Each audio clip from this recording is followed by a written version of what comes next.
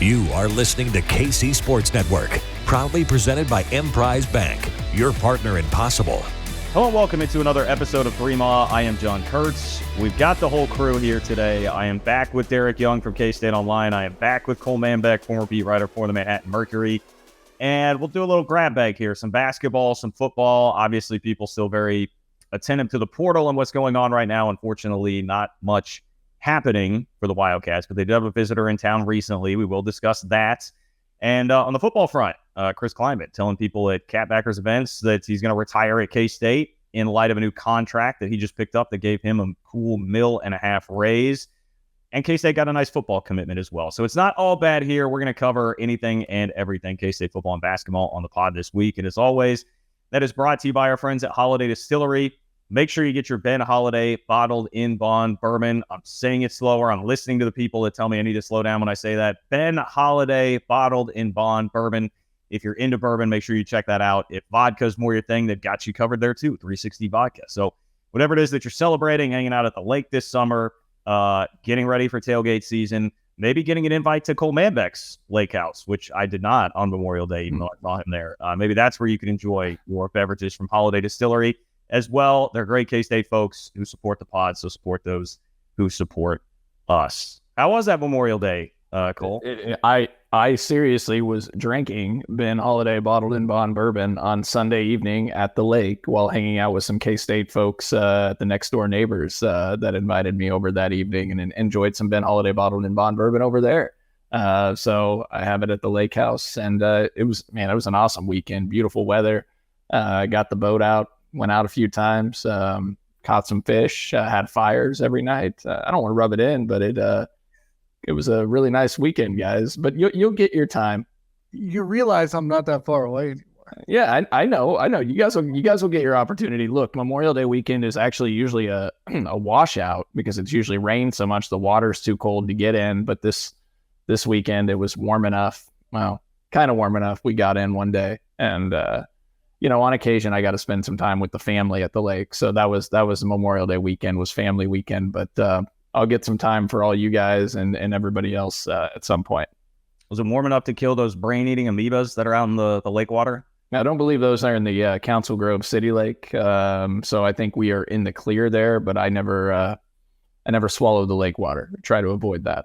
Okay. All right. Well, real men run a half marathon on Memorial Day weekend, Cole. That's what I've always said. Yeah. Well, yeah. Good for you on doing that. I was probably recovering from a few drinks Friday night as well when you were running a half marathon the next morning. Yep.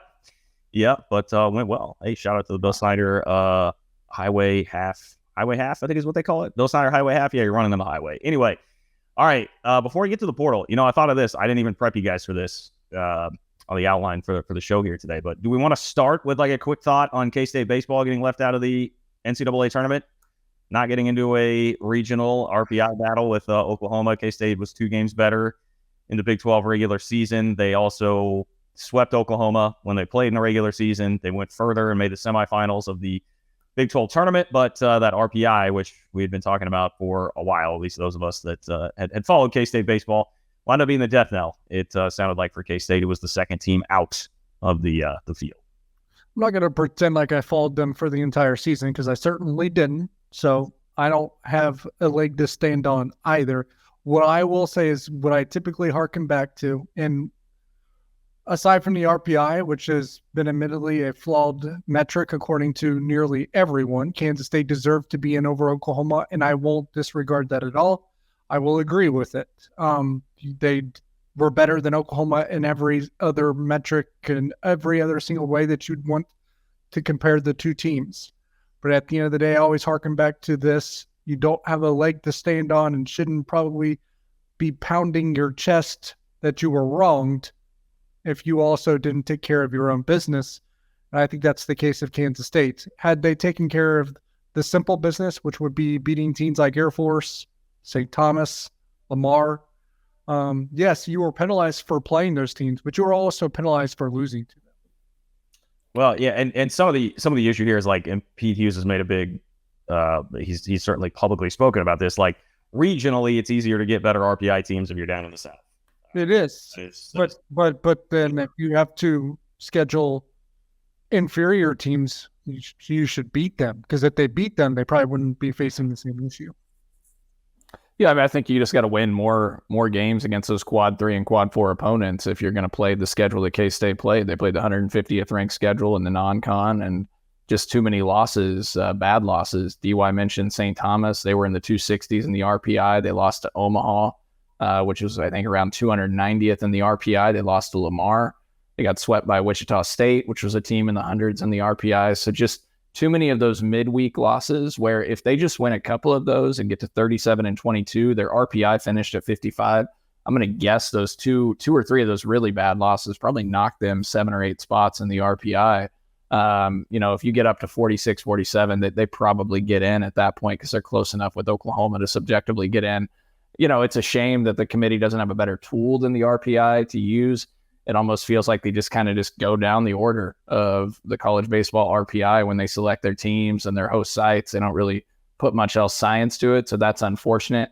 But Pete Hughes and knows that that's the process that exists, and it's a flawed formula. You just have to win more of those games to get in. So it's a tough situation. I feel bad for the players. I feel bad for the staff. They certainly did enough to probably get in, but they left that doubt on the table. They had opportunities to seal the deal and seal their fate in the NCAA tournament and just came up short. So hopefully they can retain a lot of those guys and that they have coming back. And it sounds like I know they have, my neighbors coming to K-State, Nick English next year. He's signed, going to be playing for the Wildcats. Can't wait to watch him play. And I think they have a good recruiting class coming in, and hopefully they land some impact transfers and can build off this season moving forward and get to the tournament next year. What I will Pete Hughes recruits, so I feel like they'll probably be okay as far as that. But man, it's 2 times in 3 years now that they come really close. They were a little bit closer this time than last, but they made a huge run at the end of the year a couple of years ago and just barely got left out. So it's just, it's a bummer. And I feel for Pete too, that it's like, of course it happens with Oklahoma. Pete used to be at Oklahoma. I'm not sure that there's a whole lot of love lost there between the two sides. So I feel for everybody on K-State staff, the entire team. And the RPI is just so stupid. Like what, yeah. I'm with you. Win more of those games. Absolutely. They had some chances. They also lost the series to Baylor, who was not very good at all this year in conference play. They had opportunities. You always do. But it was a pretty shitty way for that to all go down. Although I say if you can't schedule better teams because of that regionality issue, then you got to beat the ones you play, and they didn't. At the same time, I don't totally jump all over Pete Hughes and Gene Taylor for their statements like others have, because I think there is something to the fact of sticking up for your players, and then if you're Gene Taylor, there is something to the fact for sticking up to your coaches. Yeah, no, I agree with that. And I think the differentiator between Oklahoma and K-State is simply that they each had 8 quad 3 and quad 4 losses. Oklahoma went 14-8 against quad 3 and quad 4. K-State went 21-8. But Oklahoma had the same number of quad 1 wins with 12, but they had 5 quad 2 wins. K-State had 2. So you had 17 quad 1 and 2 wins for OU to 14 for K-State. Well, the other thing I would say is I saw Aaron Fitt and Kendall Rogers, who were probably the 2 biggest national college baseball voices, agreeing with Pete Hughes and his statements that he made afterwards. So, if you're trying to make some kind of dent in the national, because there were 8 host sites that were SEC schools, everything's so slanted to the SEC in baseball, which some of that, again, is because it's kind of like college football, right? They get a lot of attention.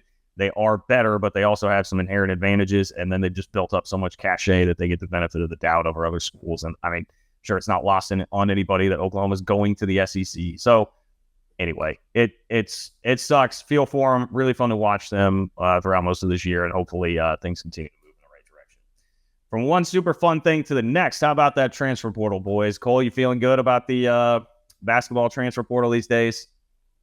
Maybe if I'm drinking some Ben Holiday bottled in Bond bourbon, I feel a little bit better about it. But not feeling overly great right now, but I could say the same thing about where we sat last year when we were recording pods about the transfer portal, and didn't certainly feel good about where things were at on May 31st of last year.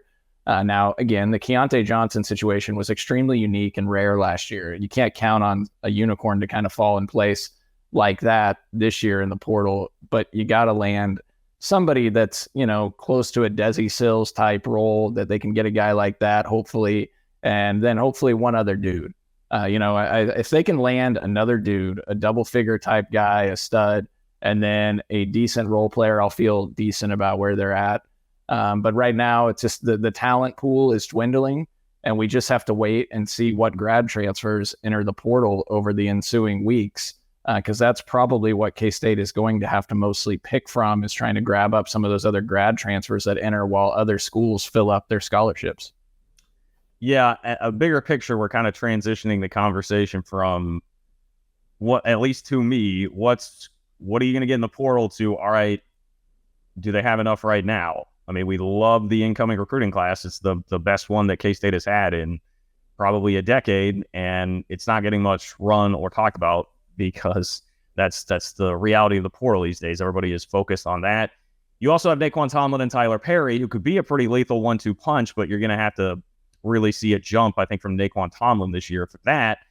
But before we get into that actual discussion, here is what's happened in the portal and why we're making some cracks here and a little bit down in the dumps. I mean, I'll be honest, we're a little bit, we got to get out of this rut. We're a little stuck in a rut right now and talking about the portal. But K-State did host. Let's start with the positive. They hosted Tennessee transfer Olivier Kamwa, West Virginia, Baylor, Michigan, all still in it. Baylor and Michigan getting visits after K-State. He went to West Virginia beforehand.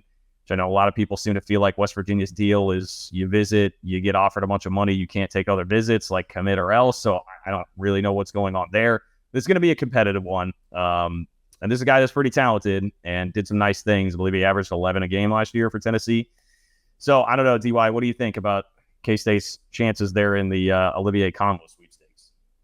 You would take a lot of pressure off of everything, of course, just because he gives you a little bit more of a scoring punch that you've kind of lost a little bit from the two stars that left in Marquise Noel and Keontae Johnson, and even Desi Sills to an extent as well. But yeah, like you said, I wouldn't call it a crowded group, and I have some doubts whether or not West Virginia has staying power since they couldn't prevent him from taking further trips. That seems to be their MO. If you look at every other recruitment, especially in the transfer portal that they've won, they were able to negate like the additional visits. They weren't able to in this one. So my instinct is to write them off. Maybe that's a fool's errand, but my instinct is to write them off. So then if that's the case, then you're counting a recruitment where you're going up against Baylor or Michigan. Like he just finished because he visited Manhattan soon after the trip to West Virginia, like immediately after, and then he went to Baylor immediately after that. And his Michigan visit, I believe, begins tomorrow. So yeah, you're going up against some of the better programs, and you can't really call it a slam dunk, especially since even when Kamwa entered the transfer portal, most felt like Michigan was going to be the favorite all along. Do we know what the tie is with Michigan, DY? Just they've done a good job recruiting him, or is there any connections? I don't know the connection, no. I just feel like, I don't know the connection, but obviously those two were pretty well aligned. It may have been just that Michigan jumped on him quickly as soon as he entered the transfer portal. I don't know. But obviously there's been strong links between the two sides. I mean, certainly respect that he's trying to get through this quickly here and taking the visits all back to back with no breaks, getting through the process, and hopefully Kansas State and the other schools will have an answer in the ensuing days on what his decision is. At the very least, K-State did get a visit, which is only their third official visitor during the entire process of the transfer portal so far. And, look, he would be a big get. John, you mentioned it. He averaged almost 11 a game last year and 5 rebounds, and that's in Rick Barnes' system, which is more defensive minded. And I think Kansas State in the right system, a system like K-State, can unlock his offensive potential and make him a more consistent scorer. Because if you look at some of his game logs that he had while he was at Tennessee, he showed major flashes this last year as a junior. You remember the Duke game in the NCAA tournament, a game that Tennessee won. Yeah, he scored 27 points and I think had 8 rebounds in that game and went, 10 of 13 from the floor, 3 of 4 from 3, 27 points, 5 rebounds. And that one, you could go a game against Arizona this year where he had a monster game. Against Texas, he went 12 of 15 from the floor with 27 points in that game and had 8 rebounds as well. Arizona game earlier this year, he went 7 of 12 from the floor, had 16 points. So this is a guy that has shown major flashes to be able to really score the basketball and rebound at 6'9", kind of a swing player. You can play the 4. You can maybe even play a little bit of the 3. And I think K-State is a team, and the coaching staff could unlock him into a better offensive role where he could elevate his game into like a 15 to 16 point guy and be more efficient than he already was. He was 51% last year. I think they could take him to another level. And so it would be a big time get if K-State can land him. He would classify as a dude for this program. So hopefully they can close the deal and beat out the other schools in Baylor, Michigan, and West Virginia. I'd agree with all that. Here's two things. And I'll preface this with saying that if push comes to shove, like you put a gun to my head, I'm thinking that it's going to be Michigan. I really don't know one way or the other. But I'll give you two angles for optimism that are contrived to an extent. And I say contrived because you have to manufacture it a little bit by drawing connections between everything. I think Kansas State, you mentioned that they've only had 3 visitors throughout this transfer portal process, and I think that has frustrated some people. I think Kansas State did that for a reason. I think they were pissed off and pretty frustrated out some of the things that went on last year. I think they felt used and abused by some of the guys that they did bring in on visits that had no genuine interest in Kansas State, and they were just. You tell me they weren't a fan of the Glow Ball saga? Yeah, like that whole thing. Even Sean Phillips, to an extent, I imagine probably irked them a little bit as well. I think they felt like they were just a means to an end for some guys, and I think they refused because of their competitive nature to be that. So I think they're not going to just take anyone and let anyone visit Manhattan anymore, because I think they felt like they fell into that trap, so to speak, last year. So for those that are frustrated about the visits, I would take that into consideration. I don't think they want Kansas State to be used and abused and be belittled like that, because they have a lot of pride in K-State. I think that's part of it. Secondly, I think Kamwa obviously was genuine about visiting Kansas State, or they wouldn't have let that come through, right? If you take one and bring it to the other, especially since he made that a tough squeeze. Like, he went straight from Kansas State to Waco, and he went straight from West Virginia to Kansas State. Mind you, West Virginia doesn't have an airport, right? They fly in and out of Pittsburgh. So there's a little bit of drive time there. And he didn't get to go to fly straight to Manhattan because he had to go to Kansas City. They had to pick his butt up and drive him to Manhattan because the Manhattan airport is closed. And he knew that going in, and he still made that trip. That tells me that he's a little, at least moderately, maybe even greatly serious about his interest in Kansas State. Fair. Yeah. Can I throw in a third? Maybe those credits won't transfer to Michigan. Huh? You know? Well, he's a graduate transfer. That's different because he just enters a graduate transfer program. I know. I'm just, that was the problem. Michigan has that problem. Duke has that problem, but they have an easier time bringing in graduate transfers, unfortunately. But I think it's a very good point, DY. This is a guy that strikes me very serious about basketball and his future and wants to find the right role, and maybe isn't as NIL driven as some of these dudes, just because, like you mentioned, West Virginia tries to close things down with their NIL offers on that visit, and he still chose to take 3 other visits after the fact. So this may be a guy that's looking for that right role to really elevate, take the next step, and sees the long-term future path in the NBA, and isn't driven. I mean, he'll get an NIL deal wherever he goes, but maybe it's not the highest bidder in this situation. Well, that's kind of, I think, like what we're figuring out the game K-State's going to have to play, right? Pretty much is you're going to have to find guys like Tyler Perry who, could go maximum bidder and get a ton of money, but don't seem to be as interested in that, and are more interested in some of the other things. Because I think like K-State's doing all right in the NIL game, but they're never going to be somebody that's able to throw around 7-figure. And I mean, I don't know. We don't have to get into all the details of things that we've heard, but the market right now for transfers is pretty ridiculous. Pretty ridiculous. Okay, before we transition the conversation into Naquan Tomlin, what the ceiling is going to be for this year's roster, we'll assume that K-State's not going to get Kamwa, I guess, for the sake of that discussion. Just a couple other quick updates. I mean, other guys that K-State has at least had interest in or been linked with. Ernest Uday is going to TCU, which to me felt like it came out of nowhere today. We had not heard much on that front, although I think we talked last time on the pod that after K-State was supposedly going to get a visit, it was reported that K-State was going to get a visit. He kind of went silent on them, and K-State was out of the picture. But going to TCU is, it's frustrating to me to see that. Julian Phillips, who K-State made a run at, almost got a visit out of last year. was going to transfer from Tennessee. He's staying in the draft, though, so that's out. Not that I ever felt great about K-State's chances really there. Zion Pullen was another one from UC Riverside. K-State didn't make the cut into his. It was either a top 4 or top 5 that he released today. Another name, maybe Yuri Collins from St. Louis to watch out for. But DY, anything with those guys that you want to add about the situations there? Aside from like a passing interest, like soon after he entered the portal, I don't think there was really anything connecting the two between Ernest Udeh and Kansas State. I think that mutual interest was probably overstated. Well, then, yeah. So what? It was Slater that reported it, and I mean he's pretty reputable. I just wonder. Yeah, I'm not saying that wasn't the case, but he visited Duke, closed it off when he had to open it back up. I don't think K-State was ever involved again. So that, and then on the Yuri Collins front, obviously we're recording this podcast like hours before the deadline, obviously, to return to school if you have already entered the NBA draft. I will say this: if he returns to college, I would anticipate him entering the transfer portal at some point soon afterwards. I don't know when that would be, but if he returns to college, I imagine him being someone in the transfer portal that is available, and I would expect K-State to be heavily involved if that is the case. Is Yuri Collins a dude, Cole? I don't know if that's a tough one. You listen to some people, they don't think so. They don't think he has athleticism, but he led the country in assists, averaged 10 assists per game and 11 points per game. You average a double-double.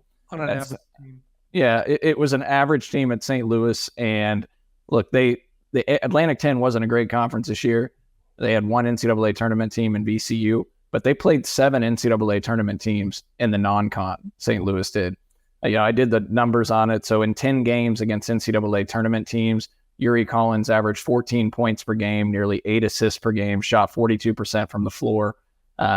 He did average 4.5 turnovers per game, which that's a little high. You'd like the turnover numbers to drop. Maybe that's him forcing the issue too much. It's not even a little high. His turnover rate is a problem. Yeah, it's like over 40%. So his turnover rate is abnormally high, and just put it frank, he's not a great shooter, but he does everything else pretty well. And you would wonder about if it came to pass, what he and Perry are as a defensive tandem in the backcourt. I think he's a good fit if they can land another guy that can be another scorer, because he's obviously a good facilitator. You don't lead the country in assists per game with Marquise being second in the country without doing some things well with your passing ability. He's got good vision. But the turnover numbers too high. He's got to get that down for sure. But still, I think at this point in the game, you would take that. And I mentioned the 10 NCAA tournament teams he played against, or games against NCAA tournament teams. 8 of those games were top 40 Ken Palm defenses. So he was facing good defenses when he put up some numbers. And it maybe asked to do a lot because he's on an average team. So we'll see.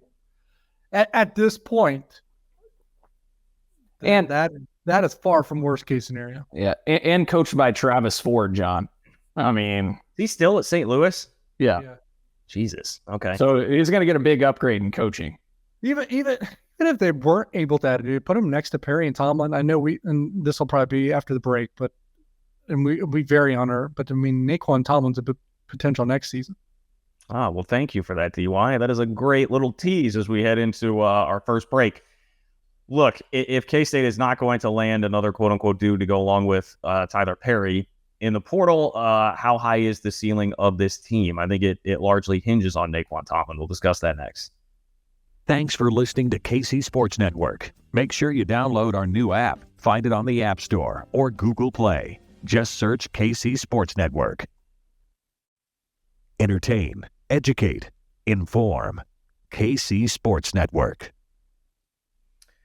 All right, so this would qualify as news for sure. I think the reason it's not being talked about nearly as much is because everybody assumed from the beginning that Naquan Tomlin was going to be coming back, but he did officially pull his name out of the draft. It is coming back to K-State, but that, we all felt like that was going to be the case. Although, I don't know, maybe we want to start this conversation, DY. What are you able to share about the feedback that he got from the NBA? Because I think, honestly, I was just pleasantly surprised, I guess, to hear some of the whispers about what he heard from the NBA when he put his name in.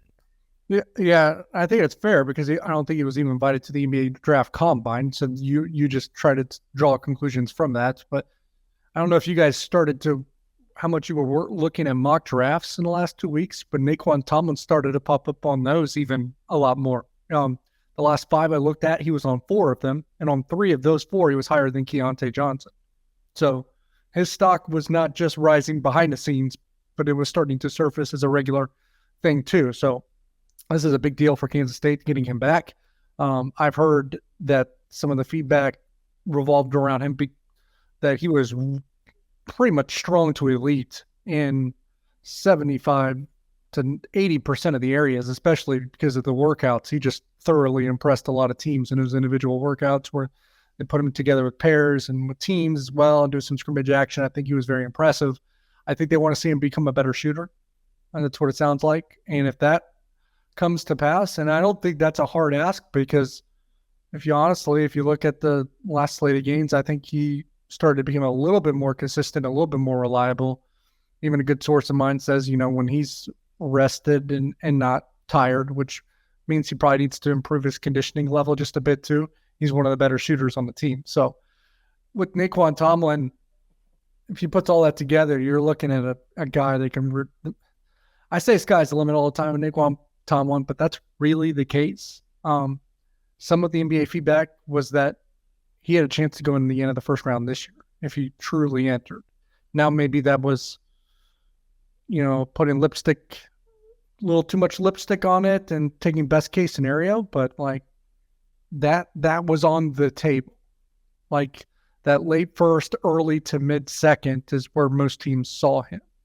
And because he is so young in his basketball development, his age really isn't held against him, right? Because he is older. He was in junior college quite a while. He's now spent a year at Kansas State. He's going to have a second year at Kansas State. That's not really held against him because he's basically, when NBA teams approach his evaluation, they consider him an 18, 19, 20-year-old because that's what he is in actual basketball development. Like he's not tapped out like someone typically his age would be just because he's still learning and grasping everything. And as long as he continues to be a sponge and continues that shot, I mean, there's some folks within the industry that think the lottery is not out of the question after another season at Kansas State. Yeah, well, I mean, just to remind folks, the reason for the difference in how he's being viewed is because, again, dude didn't play organized basketball in high school. So, he's incredibly young in that development, and it's a solid point that you make about the ceiling that is there. And I mean, you can't deny the ceiling. Like, I mean, when you watch him play, like the ceiling is like a diet Kevin Durant. I mean, he's got that sort of a skill set if he can improve the shot.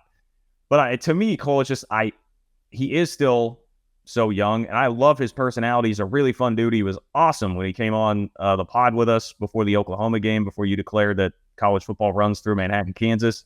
All that, like, he's great. But I don't know. I need to see it. I need to see him take that step. I need to see him. It's probably unfair. Like, maybe I just look at him and I'm like, he's kind of a fun, goofy guy.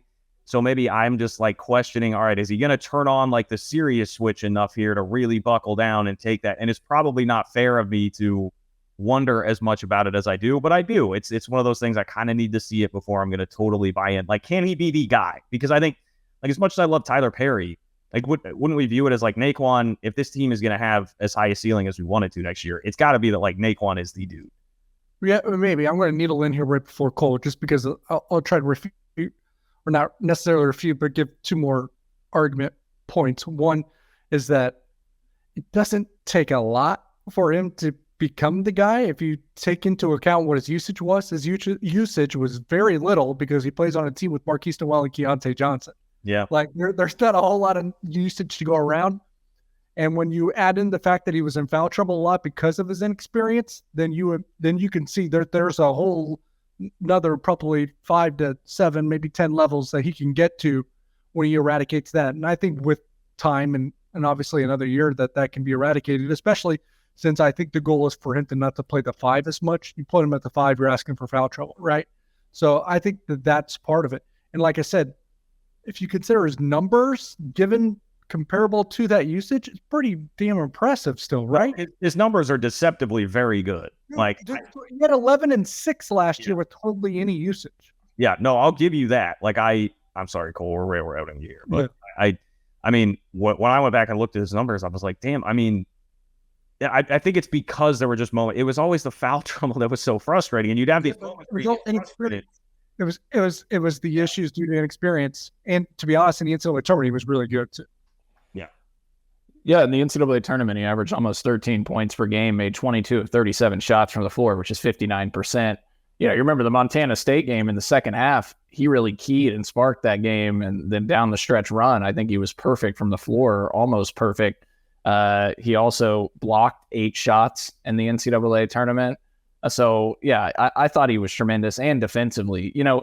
His ability to switch and guard, what really impresses me is his ability to switch and guard anybody, 1 through 5. So, his endurance, the ability to bang in the post against a 5, like when against FAU, for example, which game I hate, but, he's guarding Blad at times, the center for FAU, and then he's guarding their point guard at various times too on the switches, and he's able to keep up, he's able to move, he's able to use his length.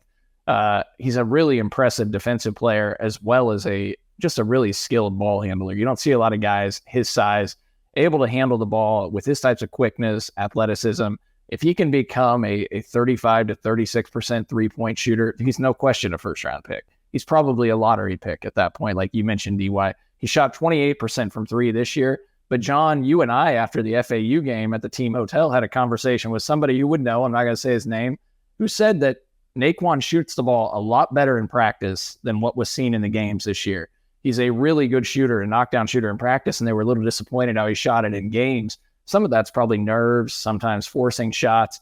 As he settles down, gets more repetition, comfort in the system, I think he'll be a guy that can probably step up that three-point shot, because the thing I look at when I think about shooters, Naquan shot a pretty good chunk of free throws this year, and he was 74% from the free throw line. And it's a pretty stroke. I mean, he's got good arch on the ball, a nice release.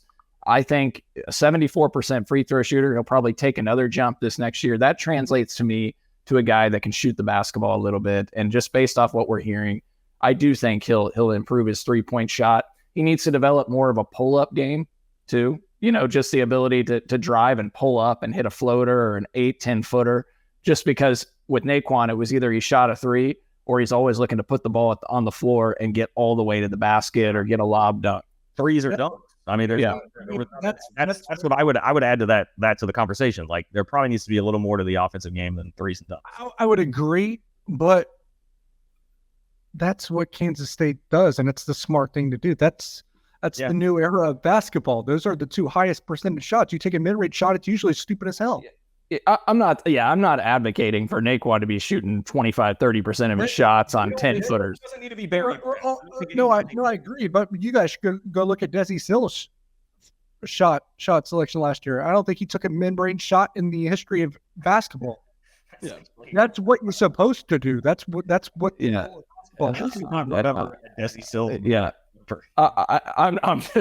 I'm thinking DY more along the lines, if he can just hit that shot on occasion, show it as part of his game, it makes him even harder to defend, because teams are sagging off on him, some at the 3-point line, and then they know he's going to drive to the rim. That's totally true, because that in-between game is important, but that in-between game is not necessarily to shoot it. That in-between game is to know when to drive to the basket and finish, when to hit that 3, but the in-between game necessarily isn't to shoot it. It's to find someone else. Yeah, that's a good point. Maybe it's him just driving, but not putting his head down all the way to the rim, but looking to make that pass as he draws in the second defender, that help.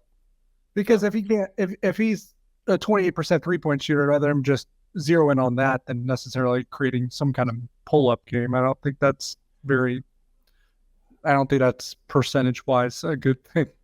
Here's the bottom line to me, guys. If Naquan can make the jump and be a first-team All-Big 12 player this year, and Tyler Perry can be a second-team All-Big 12 type player at the guard position, then I think you do feel pretty good about where this team could go. You just need to get a little bit more help to support those guys.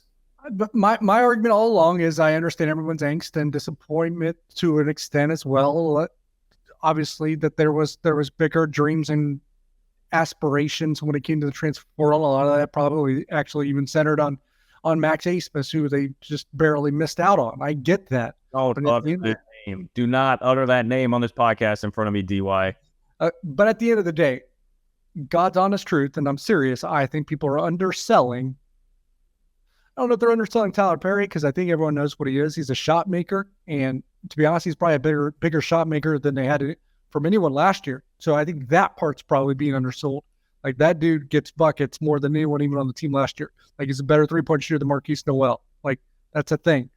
At the end of the day, I think we're underselling Naquan Tomlin. I really do. I hope you're right, man. And I see the potential. I do see it there. And I should also point out, like, we saw the jump that Marquise Noel made with a year of this coaching staff. I mean, nobody would have said that he was going to be an All-American, I think, last year, even with your highest hope. So the staff should earn some credit and cachet for the job that they did in developing him last year. So all fair points. And we sat here. Damn good coaches. Yeah, I mean, that's what we sat here last year and said a lot of things that. That's why I'm just not able to panic, because I just blind faith, blind optimism, whatever you want to call it.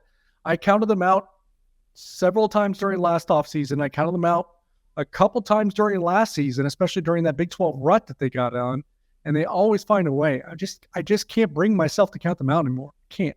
Well, I mean, listen, I've sat here and said, I tell Cole all the time, we were talking about what Tang's going to be paid, and I was like, look, I threw out a salary that would be like top 5 in the country, and I was like, I think he's a top 5 coach in the country. I mean, I believe in him that much. I do. So yes, that should have me more. It's all about levels, DY, right? Like, do I have any doubt that they're going to be a tournament team and compete in the top half of the Big 12? Like, no, obviously I have zero. What do they call it? I think this came from First Take. So like, I feel like I'm self-incriminating myself, but what they call it, prisoner of the moment a little bit. I think we're a little bit in that department, prisoner of the moment. Well, and they're victims of their own success here. I mean, they got within a possession of the final freaking 4, and that's the expectation now. And Tang, it doesn't shy away from that, and has told us that needs to be the expectation. Right. Cites on a national, so it's a national championship standard here, because that's what Tang has set. And so when we're talking about that level, that's where the disappointment comes in for people. And I think just like, if you want to go more big picture too, it's like, look, we know the portal money is crazy, but like it is a little long term. Like, the outlook feels a little more bleak for that. If it's like, hey, coming off of an Elite Eight, a run where you had the most talked about player in the tournament, where you turned into a media darling, where you literally took a little baby song and put it in the freaking Billboard charts because of your dance that went viral. Like, coming off of all of that, if you still at that point aren't able to break through because of the crazy money that's out there, that's what's just a little disheartening. Okay, 2 things there. One, I will say, doesn't matter if you're a little bit weaker 1 through 2, if you're like triple better, I don't know, that sounds weird, triple better 3 through 13 on the roster. That's a good thing to maybe discuss at some point, because I think 3 through 13 is going to be immeasurably better this year. I don't think last year they were forced to redshirt guys, or not forced, but they were at a point where they had guys on the roster that couldn't help them. I don't know that they're going to run into that problem this year. I don't, and I would honestly say they probably don't have that problem. So yeah, maybe you don't have number 1, number 2, or maybe they're close. I don't know. Depends on what they finish. But if you're better, that much better 3 through 13 or 4 through 13, what's the trade-off there? And how's that work? Because I think that needs to be a consideration. In terms of the NIL money, yeah, the portal prices are insane. I've heard the horror stories as well, as it pertains to what the going rate and the values are, and how much it costs to compete on that level. But what if Kansas State is landing David Castillo? What if they are contending with Patrick Ngongba? What if they got Michaela Bridge, Day Ames, and RJ Jones, because they're allocating their resources to those capacities? Yeah, well, hey, but fair point. And we just, like I said, we gloss over the traditional recruiting classes because of how much attention the portal takes, and they've done. RJ Jones might help this year. Yeah, right. And we're discounting the possibility that, yes, one of those top 100 recruits is a stud right off the bat, which, very, very well could happen too. Yeah, although, I don't know, Nganga's got a Duke offer now, right? Like, are we...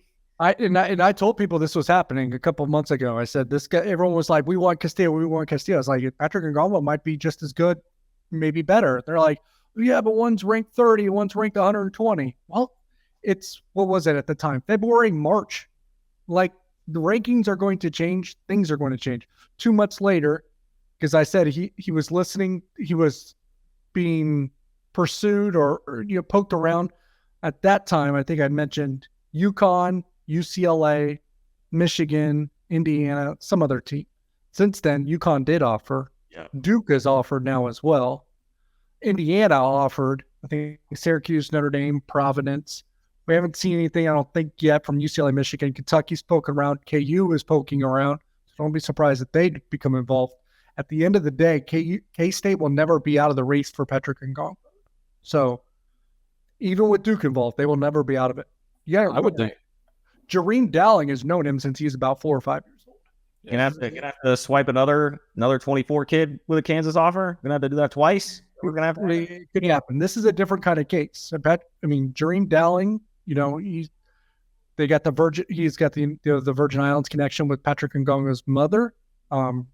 Obviously, maybe Georgetown gets into it again since his mother still coaches basketball, women's basketball assistant at Georgetown too. We'll see. But that, I get it. Duke's offered, UConn's offered. It's like, oh no, here we go again. Don't count them out. Don't count. We know Georgetown's got some freaking money. Yeah. Go ahead, Cole. I'm sorry. Oh no, I was just going to say I think UConn probably poses the bigger threat than Duke in my mind, just because he's from the Northeast and UConn won the national championship. Sanogo was dominant in the NCAA tournament as a big man. So I would assume that UConn would be a more attractive offer. I think Duke's always going to be a bigger threat just because of the weight that they can throw around. But at the end of the day, how present is Duke going to be there? I know they offered, we know they offered, but the 25 class is Cooper Flagg, the number 1, number 2 player in the country, assumed to go to Duke. I think the Boozer twins are assumed to go to Duke as well. One of them.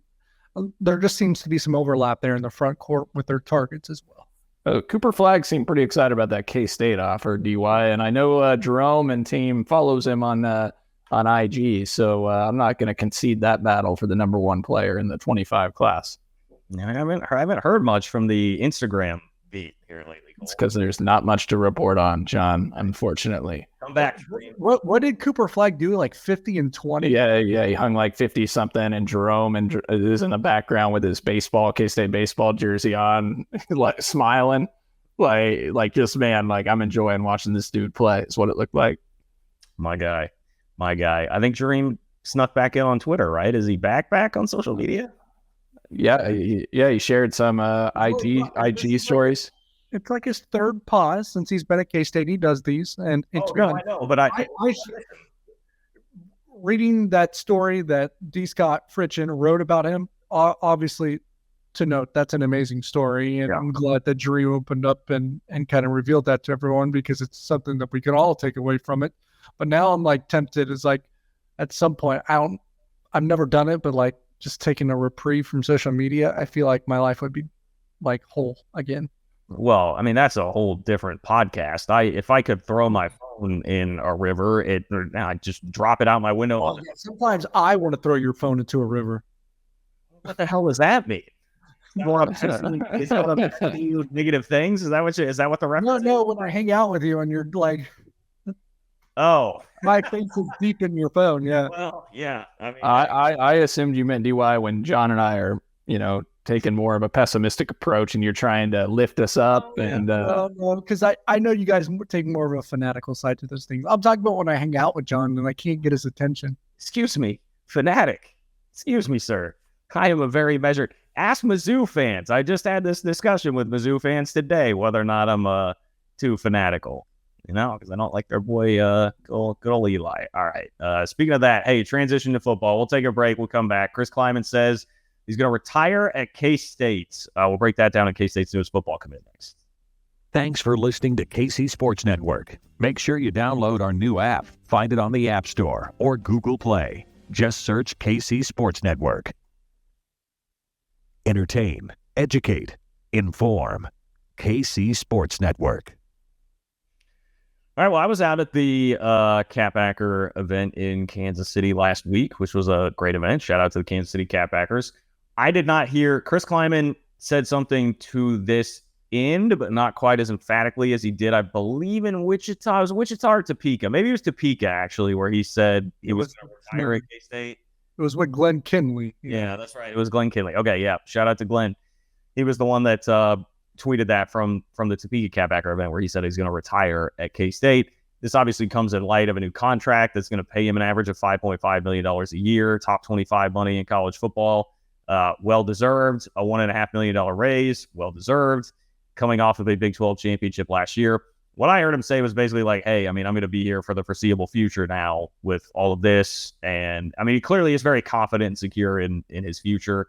Also comes after overtures from Nebraska last year after they got turned down by Matt Rule the first time when they were trying to regroup there. So a lot to digest, but I mean, I think you have to just, I don't know that you could be in a position to feel much better about the long-term future, both like short-term and long-term future of K-State football right now with Kleiman locked up, the way they're recruiting, the way the program currently is. I mean, the freaking quarterback room where they're getting Minnesota quarterbacks that they wanted very badly to just walk on now at this point. It's pretty wild. Like, football is in a great spot. Yeah, they have a lot of resources to play with right now, too. The recruiting is kind of hitting that, like, wheelhouse. You mentioned it off air, or you might mention it on this podcast already. I don't. But, like, the commitment of Kyle Rakers was, like, ho-hum. And that's the fact that he beat out, like, Oklahoma State, Missouri, Iowa State, like, those type of programs for him, which, like, 3 years ago, you'd be streaking down, Kimball if that happened, right? I mean, so 2018, think about 2018, like the last legs of Snyder 2.0, what we would have done with a Kyle Rakers commit. They lost an offensive line commit that flipped from K-State to Nevada that they didn't push out. So that happened. So that's where we're kind of drawing from. The $5.5 million price. Some were like expecting more. I'm impressed that they hit that. And I think that they probably structured it in the right way too, because it's, for some reason, he wants to call it quits sooner, and then you get out of it at a cheaper price, right? So all of it makes a lot of sense to me. At the end of the day, you got a guy that you maybe at one point you would have been paranoid if the Iowa job comes open, and obviously that is a job that's going to come open, whether it be tomorrow, next year, 2 years, whether that's going to be a job that comes open. That'll help that Gene Taylor's not going to be the one that takes the AD job there. That's going to be Beth Getz, obviously, that was already in the department. But, like, if you're a Kansas State fan, you probably feel reasonably assured that Chris Kleiman's going to be your head coach of your football team. And he just was the first coach other than Bill Snyder to win a Big 12 title at Kansas State. He's going to be your football coach for at least 5 more years. Probably more, but at least 5 more years, I would say. And after that, there'll be a coaching search probably, but I think if all goes to plan like we assume it will, and obviously if I assume it makes an ass out of us 3, that Colin Klein's probably your next head coach after that. Like, a lot of it's just going right in hand in hand. I don't know. I mean, dude, he just got offered the Notre Dame OC job this last offseason. You think they're going to keep him around for like 6 or 7 years? No, if he gets a head coaching job before then, that's fine. I don't think he's going to get a P5 head coaching job. Either way, I as it stands now, I would be shocked if he's not the next Kansas State head coach, but wherever he is at that time. Yeah, Colin's built differently than Vinci, John, and Bradley up in the state of Illinois. So I think Colin, even if he's at another job, would venture back to Kansas State and come back and take that job regardless of the position that he's in. So I do think as long as he continues to excel as an offensive coordinator or wherever he goes next after that, if it is somewhere other than Kansas State for a couple of years, as long as he excels, I think he would be the front runner for the job. And I do expect that he would take that. I mean, look, you got Colin Klein, and Connor Riley. I think I saw Connor Riley was talking about like Colin's goal is to score 50 plus per game this year. I mean, I can't wait to watch where he takes this offense. If he can do that. There's another layer to that offense coming that I don't think we're all exactly expecting.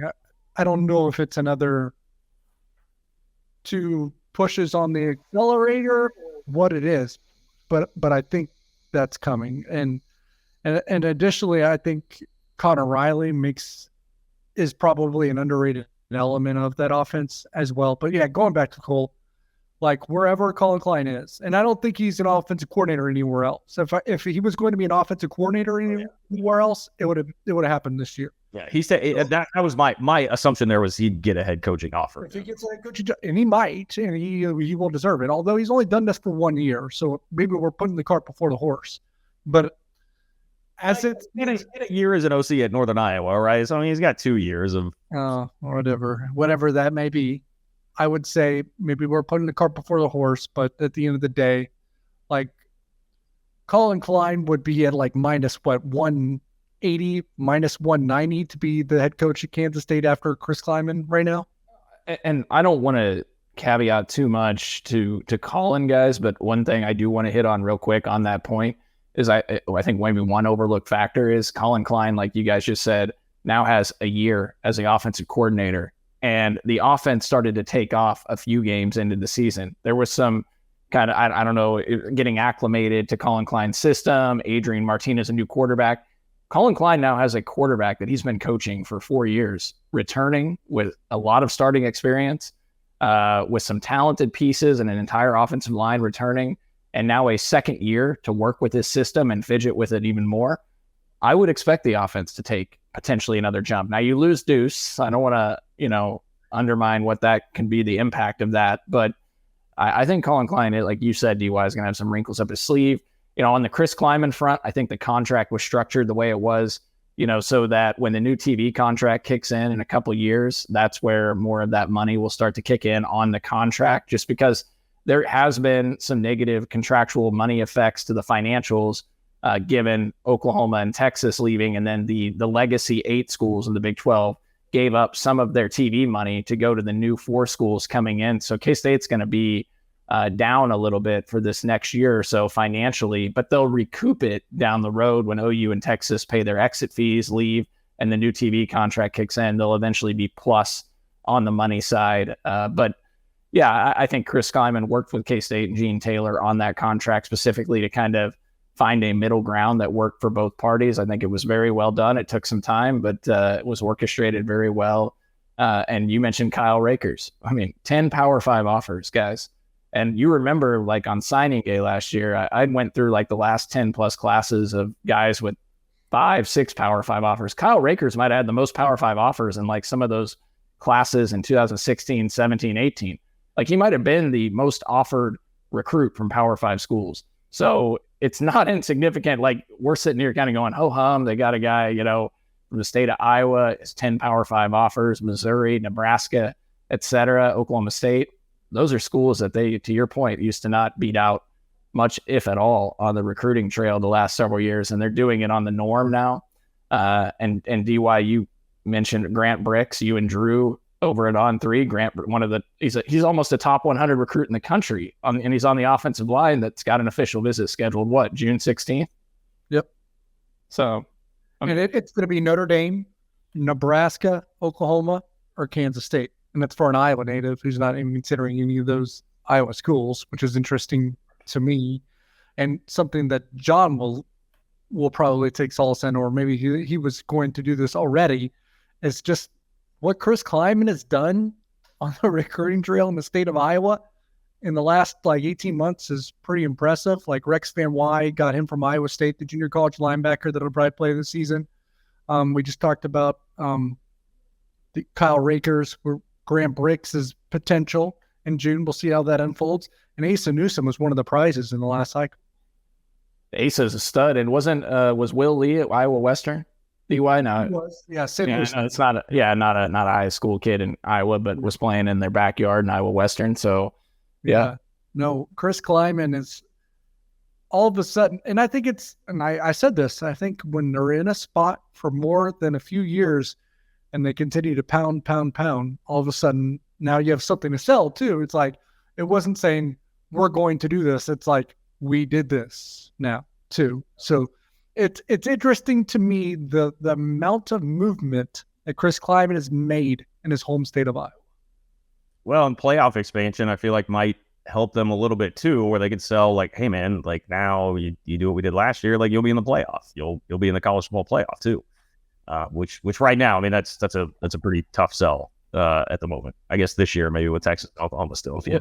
Well, and DY, we haven't even ever touched on this show, I believe, the running back commit from Blue Valley, who it was really between K-State and Iowa, right? And chose Kansas State. Oklahoma State there too. Yeah. Okay. Why am I blanking on his name? I feel terrible. Yeah.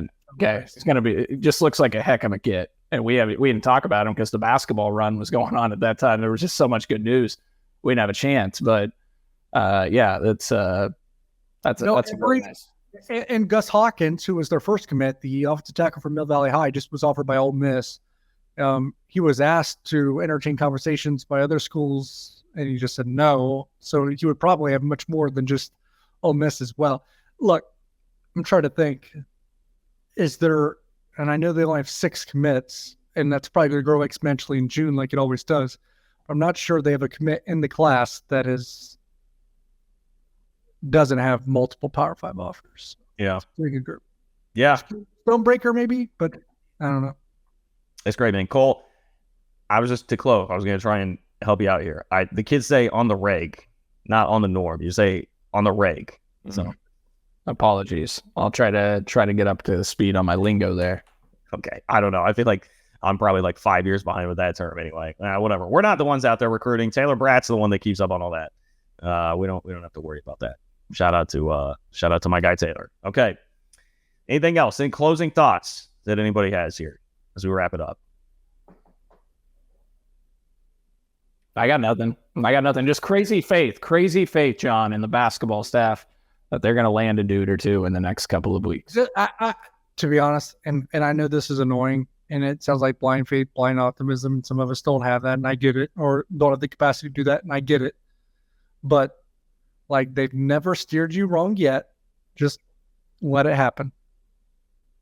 Oh, that's fair. It's DY. I don't know that it's that I don't have the capacity for it. It's just that for so long that muscle has been well trained to be pessimistic, and the last year and a half, last year has done a lot to help that. But you still revert back to your old patterns a little bit. We're growing. We're all growing here. All right, just growing in therapy on the 3 Ma podcast, and hopefully all of you are as well. Now, our therapy sessions, ironically, are sponsored by alcohol. So we have to thank Holiday Distillery, 360 Vodka, Ben Holiday Bottled in Bond Bourbon. We appreciate their help, as always, with your weekly therapy that does not cost a copay. We appreciate them. Make sure you go out and support them because they support us. We appreciate the work of Nick Springer behind the scenes, our producer here today. For Derek Young and Cole Manbeck, I'm John Kurtz. Thanks for listening to me. Thanks for watching this production of KC Sports Network, the fastest growing sports media network in Kansas City. Check out these videos that feature our team of more than 15 former players, insiders, and analysts, bringing you the best Chiefs coverage you can find. Entertain, educate, inform. KC Sports Network.